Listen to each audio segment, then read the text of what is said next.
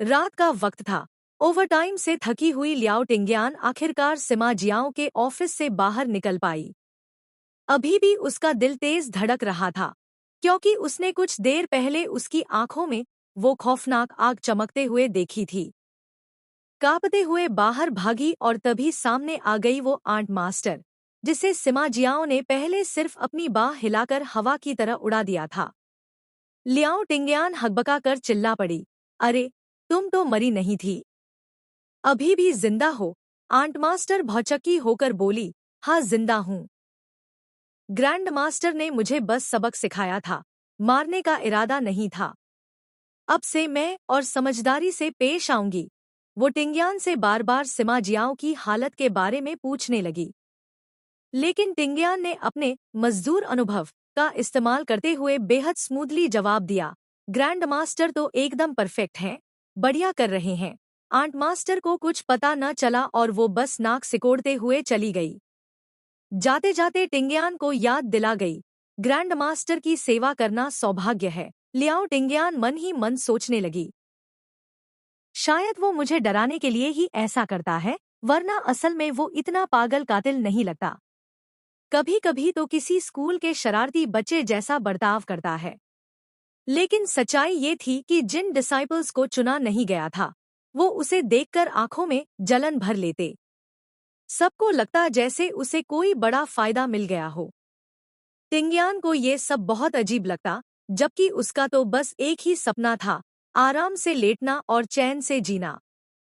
सिर्फ ये रुलिंग नाम की लड़की ही थी जो उसके साथ थोड़ी मेहरबानी से पेश आती। टिंग्यान को वो बहुत अच्छी लगी। एक सुबह टिंग्यान जब पानी लेने गई, तो राह में डिसाइपल्स का एक ग्रुप मिला। सब उसकी तरफ ठंडी नजरों से देख रहे थे। बातें हो रही थी, ये इतनी आजादी से सेंट्रल टॉवर में आती जाती कैसे है?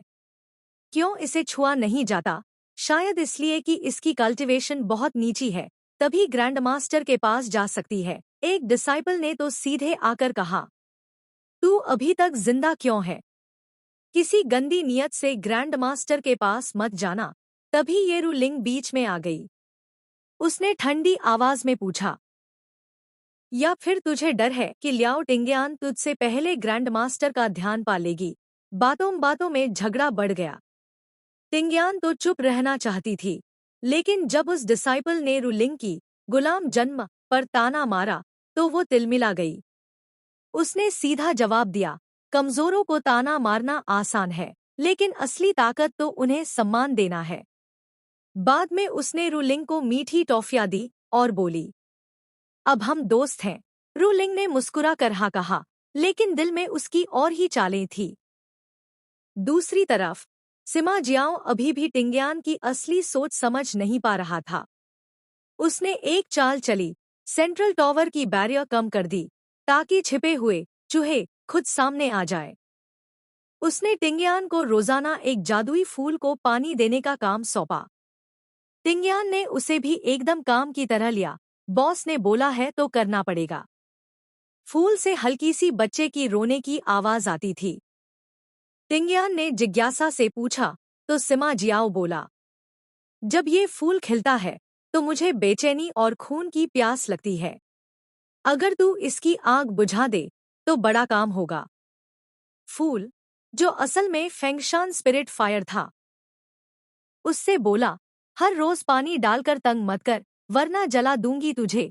टिंग्यान बोली, भाई, मैं बस अपना काम कर रही हूँ। फूल ने फिर राज खोला, वैसे तुम्हारे ग्रैंड मास्टर का नाम जियाओ है। टिंग्यान हंसते हंसते लोटपोट हो गई, लेकिन जल्द ही उसे एहसास हुआ कि उसका ये काम बेकार है, क्योंकि फूल की पीड़ा से सिमा जियाओ की पीड़ा कम नहीं होती। फिर भी डर के मारे वो करती रही। एक दिन टिंग्यान ने मजाक में शुआंगशु की मांग की, मतलब 2 दिन की छुट्टी। लेकिन सिमा जियाओ ने गलत समझ लिया। उसने सोचा कि टिंग्यान उसे डुअल कल्टीवेशन के लिए बुला रही है। उसका चेहरा तमतमा गया और वो गुस्से में चला गया। टिंग्यान वहीं खड़ी रह गई, ये बॉस सच में अनस्टेबल है। फिर एक दिन उसने टिंग्यान को फूल की 2 पंखुड़ियां दी। वो पंखुड़ियां दरअसल 1000 साल की कल्टीवेशन के बराबर थी। टिंगयान ने पहले तो लेने से इनकार कर दिया, लेकिन उसने जबरन उसके हाथ में डाल दी। इसके बाद सिमा जियाओ ने उसे रोक लिया और बोला, काम खत्म नहीं हुआ, अब मेरे साथ चल, तुझे एक किलिंग स्पेल सिखानी है। टिंगयान का चेहरा उतर गया। हे भगवान, ये तो फिर से ओवरटाइम है। बाद में उसने सीधे सिमा जियाओ से पूछ लिया, क्या आपको मैं पसंद हूँ, इसीलिए तो आप मुझे इतना स्पेशल ट्रीट करते हैं? सिमा जियाओ ठंडी हंसी हंसा, पसंद? मुझे इंसानों की घटिया फीलिंग्स से कोई मतलब नहीं। मैं तुझे सिर्फ इसलिए रखे हूँ क्योंकि तू मेरे स्पिरिट फायर की जलन को थोड़ी देर कम कर देती है। तू मेरे लिए बस एक चलते फिरते ऐसी जैसी है। टिंगयान ने राहत की सांस ली। चलो अच्छा हुआ, सच में कोई लव ट्रायंगल वाला ड्रामा नहीं है। लेकिन भीतर ही भीतर सिमा जियाओ के मन में कोई और ही चाल चल रही थी। 500 साल से जो योजना वो बुन रहा था, अब पूरा होने के करीब थी। उधर बाकी कल्टीवेटर्स कानाफूसी कर रहे थे कि सेंट्रल टॉवर की बैरियर उठ गई है। उन्हें मौका दिखा। साथ ही हेई न्यानजू गुपचुप तरीके से डीमन रिल्म के साथ मिली हुई थी।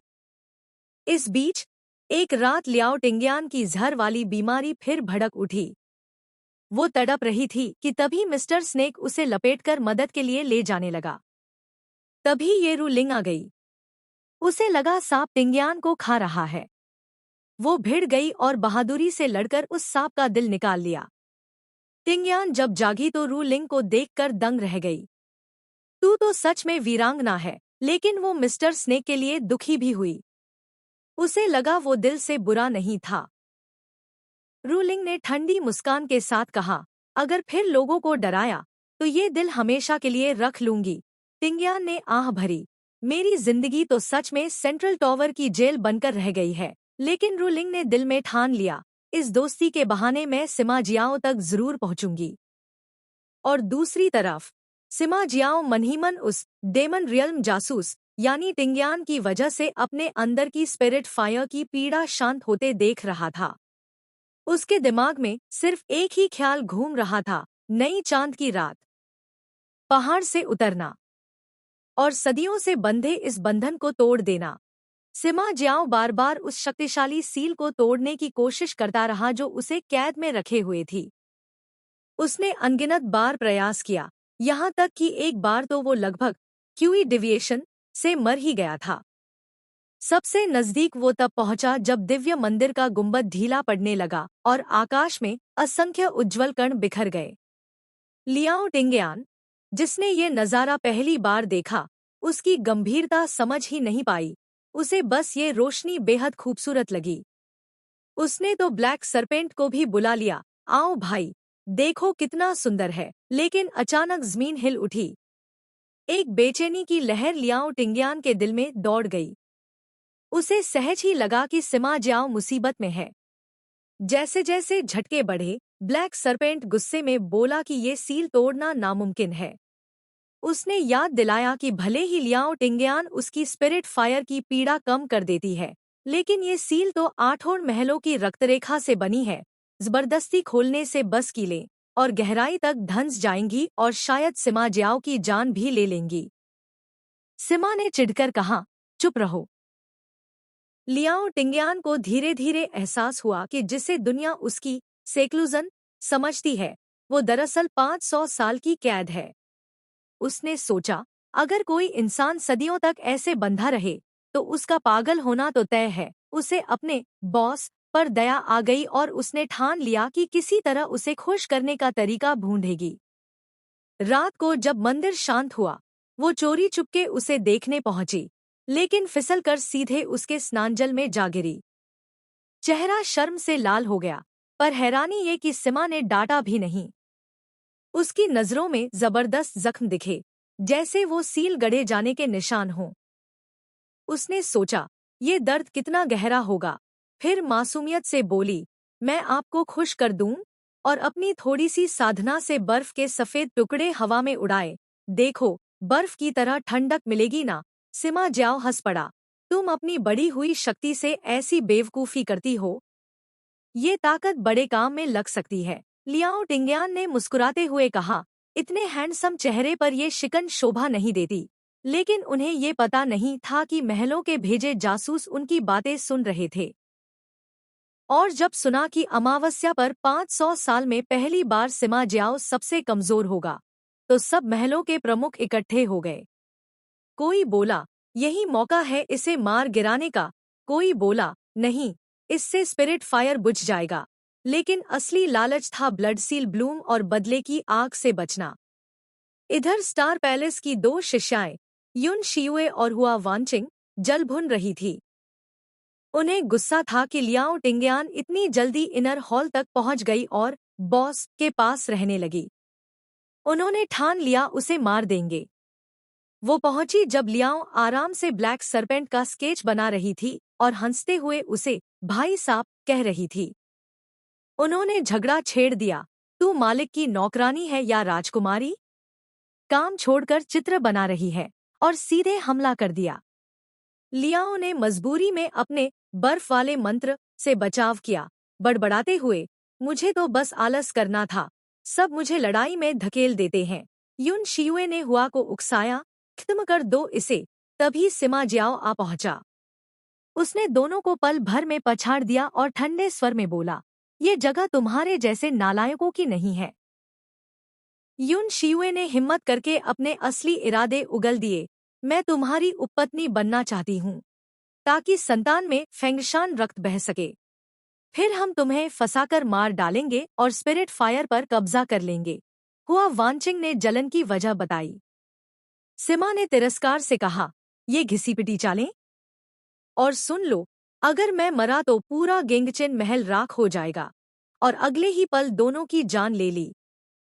फिर लियाओ की तरफ देखकर बोला, तुझे अब मारना सीखना पड़ेगा। बाद में जब वो होश में आई तो येरुलिंग उसे संभाल रही थी। लियाओ ने मासूमियत से कहा, वो अजीब है, पर खून का प्यासा नहीं। और अपने दिल में हंसकर सोचा, मैं तो उसकी चलती फिरती एसी हूँ। इधर येरुलिंग ने ब्लैक सरपेंट को उसका इनर कोर लौटाया और वो इंसानी रूप में बदल गया। उसने खुशी खुशी लियाओ को सच्चा दोस्त कहा। सिमा ने बस ठंडा जवाब दिया, मेरे खून से तू पहले ही बदल सकता था। और आदेश दिया, अमावस्या की रात पहरा देना। अमावस्या की उस रात महलों के सारे आका इकट्ठे हुए। बहाने सब अलग थे, कोई कहता सुरक्षा, कोई कहता मदद, पर असली मकसद था ताकत हथियाना। अंदर सिमा जियाओ ने लियाओ से पूछा, तूने ब्लडसील ब्लूम की पंखुड़ियाँ खाई? उसने भोलेपन से कहा, इतनी कीमती चीज? डर है कहीं फट ना जाऊं। सिमा ने समझाया, मेरे खून के बिना ये विस्फोट कर देती। लियाओ हंसकर बोली, एक पंखुड़ी से 1000 साल की साधना, कहीं मैं ही मर न जाऊं। उसने जिद की और सिमा को झुकना पड़ा। लेकिन उसने रहस्यमयी मुस्कान से कहा, हाँ, आज मैं सबसे कमजोर हूं। सुनहरा मौका है मुझे मारने का। खून उसके होठों से बह रहा था, जिस पर लियाओ ने सीधा इशारा किया। फिर उसने तलवार उसकी ओर बढ़ाई, आओ, आजमा लो। बाहर से एक वृद्ध साधक चिल्लाया, मार डालो इसे, वरना और जाने जाएंगी। लियाओ कांप उठी, मैं हत्या नहीं करती। सिमा जियाओ ने तलवार उसके हाथ में दी और मुस्कराया, याद है ना, मैंने कहाँ वार करना सिखाया था।